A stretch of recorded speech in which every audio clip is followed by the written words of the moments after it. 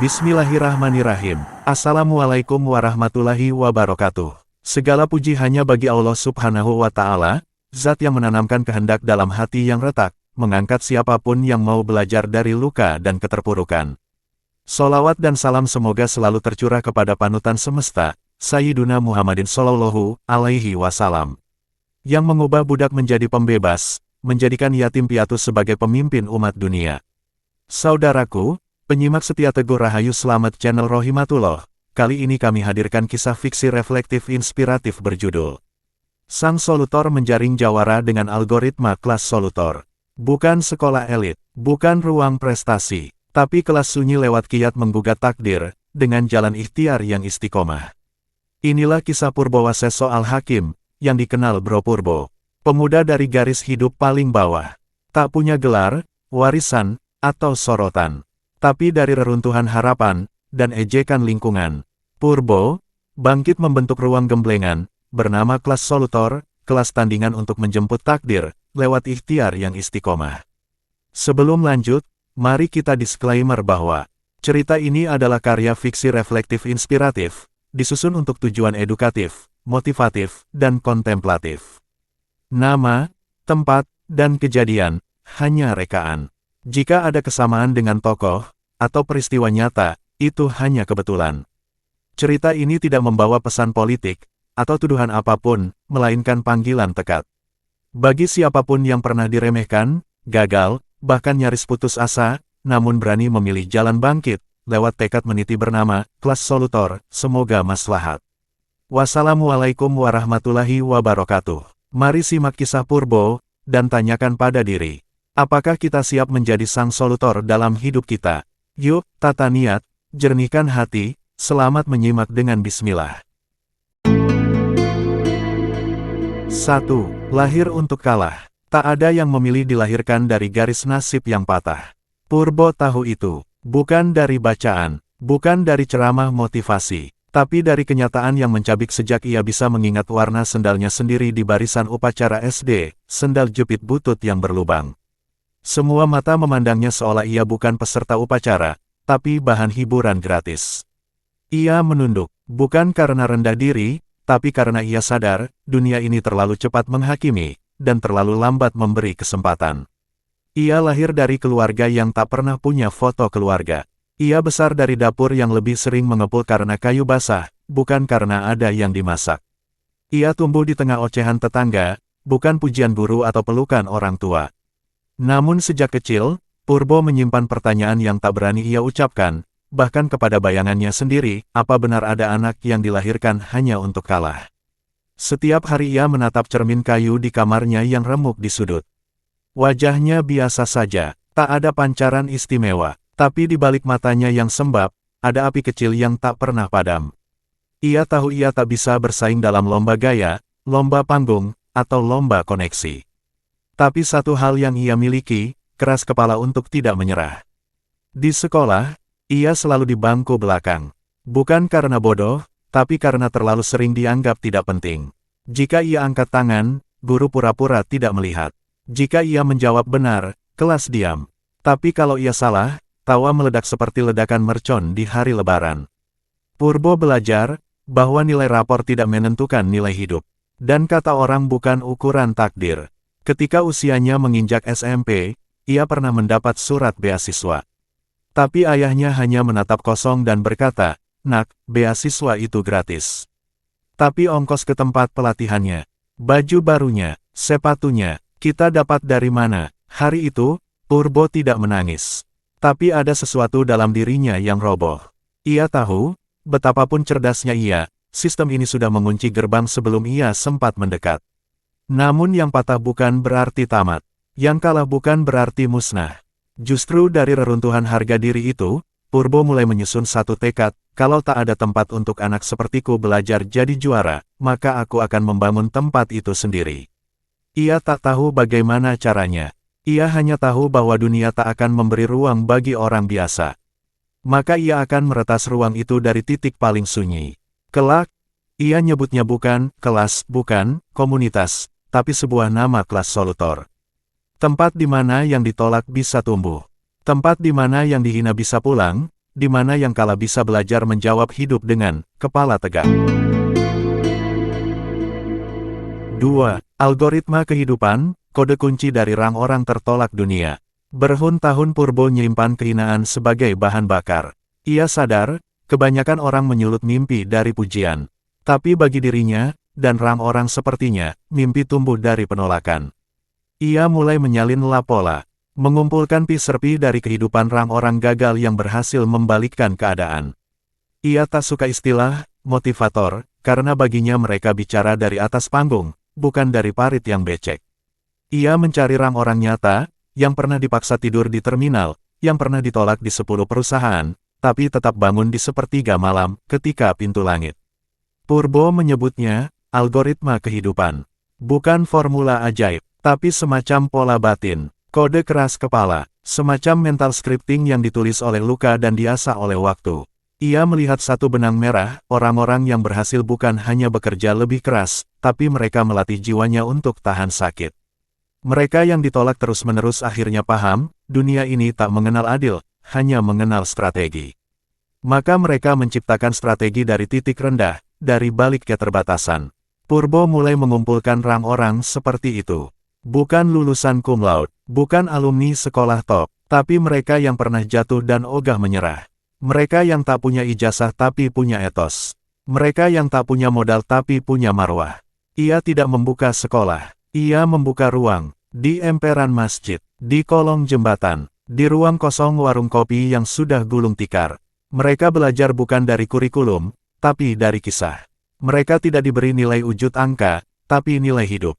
Pelan-pelan, ia ajarkan satu rumus, berdaya dulu, baru berkarya. Karena bagi kelas bawah, bertahan hidup saja sudah bentuk prestasi. Ia latih mereka dengan realitas. Tentang cara menulis CV meski tanpa gelar. Tentang cara membuka usaha meski hanya punya 100.000. Tentang cara bersikap di dunia yang penuh penolakan. Tentang cara menjawab hinaan dengan senyum, bukan caci. Purbo tak mengajari mereka jadi pemimpi. Ia mengajari mereka jadi penjawab keras hidup. Dan dari ruang-ruang itu, perlahan lahir para manusia baru. Mereka menyebut diri mereka, kelas solutor. Bukan jawara biasa, tapi solutor, pembuka jalan. Penjawab keras dari tanya besar yang tak pernah dijawab sekolah. Bagaimana nasib bisa diubah, jika sistem tak pernah menyediakan opsi bagi kami? Kelas solutor adalah jawabannya. 3. Sang solutor tak dilahirkan, tapi ditempa. Mereka yang lahir di keluarga mapan, tak perlu menjelaskan siapa dirinya. Dunia sudah menebalkan garis keberpihakan untuk mereka. Tapi bagi Purbo, dan mereka yang tumbuh di jurang kehidupan, satu-satunya cara untuk diakui adalah menjadi bukti. Bukan janji, bukan citra, tapi bukti nyata. Purbo tidak mencari popularitas, apalagi dagang ilmu, mengkomersilkan pemberdayaan. Tapi ia paham satu hal, solusi adalah bahasa tertinggi manusia. Maka ia melatih dirinya dan kawan-kawan di ruang itu bukan untuk sekadar bangkit, tapi untuk menjawab. Menjawab ketidakadilan, menjawab kemiskinan, menjawab cemoohan dengan daya cipta. Kelas solutor bukan ruang kelas, tapi medan tempa. Dan seperti besi ditempa oleh bara, begitu pula para penghuninya. Purbo pernah jatuh, pernah ditipu dalam usaha pertamanya.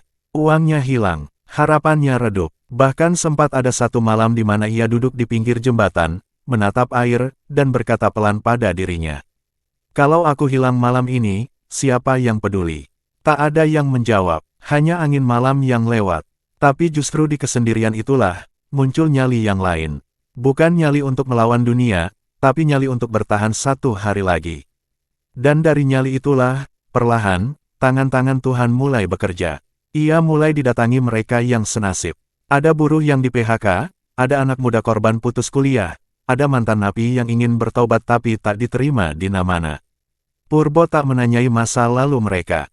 Ia hanya bertanya, apa yang ingin kamu jawab dalam hidup ini? Itulah kelas solutor. Tak peduli dari mana kamu datang. Yang penting, kemana kamu ingin melangkah. Mereka menciptakan gerakan kecil. Bukan viral, tapi nyata. Membantu bu ibu jualan online. Mengajar anak-anak putus sekolah dengan modul seadanya, nyulap barang bekas jadi ladang rejeki. Setiap pekan mereka bertukar cerita gagal dan bangkit. Mereka saling memperkuat. Lalu, satu demi satu, hasilnya mulai kelihatan. Bukan kaya raya, tapi berdaya. Bukan terkenal, tapi dikenali di hati orang kecil. Purbo tak mau disebut pemimpin. Ia hanya ingin jadi api kecil, yang nyalakan lilin yang nyaris padam. Sebab baginya, sang solutor itu bukan dilahirkan, tapi ditempa oleh rasa ditolak, dihina, dilupakan, lalu memilih bangkit, tanpa ambar gembor, tanpa tepuk tangan. Dan di titik itu, mereka tak hanya menjawab nasib, tapi mulai menciptakan arah. Mereka bukan korban, mereka adalah pembalik peta.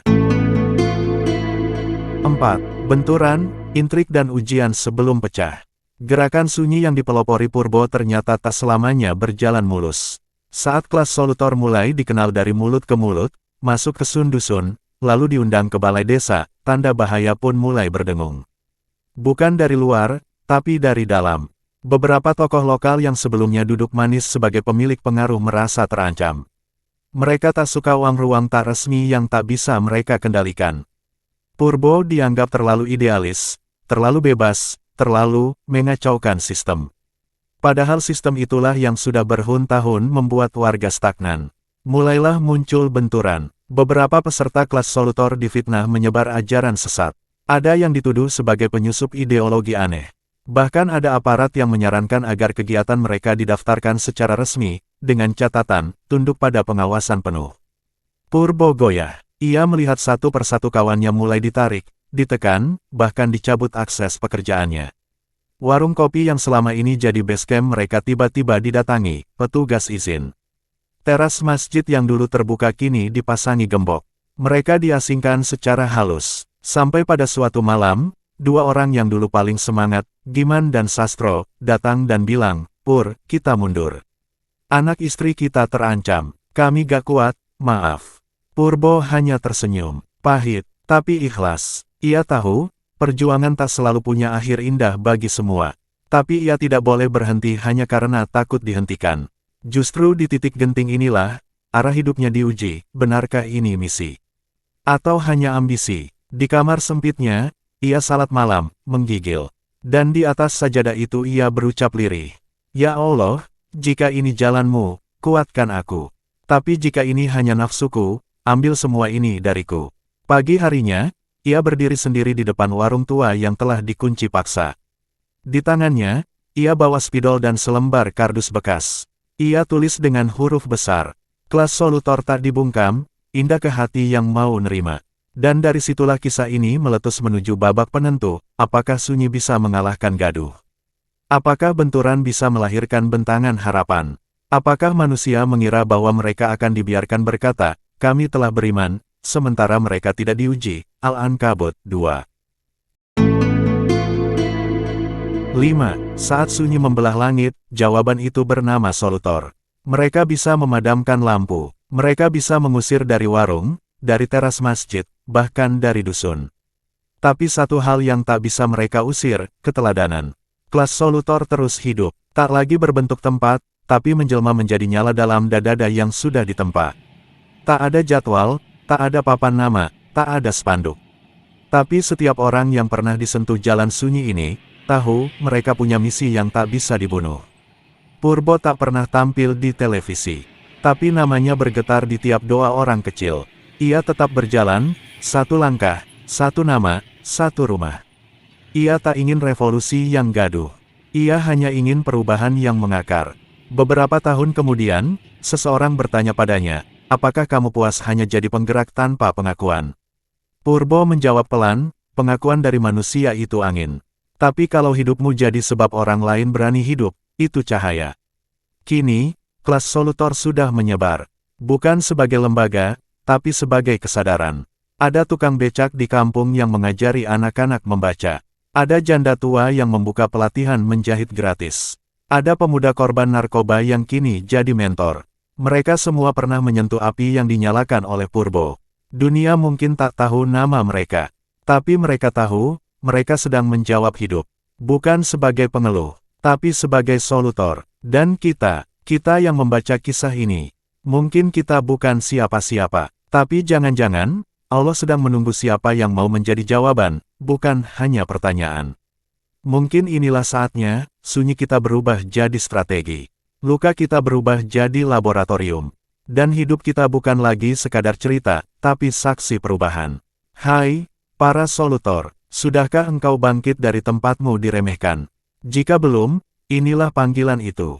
Panggilan untuk menciptakan medan juara, bukan dengan nama besar, tapi dengan daya yang lahir dari sunyi. Sebab kita tidak dilahirkan untuk kalah. Kita ditakdirkan untuk menjawab. Hai, para solutor, sudahkah engkau bangkit dari tempatmu diremehkan? Dilengkapi pula dengan dalil bijak dari Nabi. Sebaik-baik manusia adalah yang paling bermanfaat bagi manusia. Hadis riwayat Ahmad.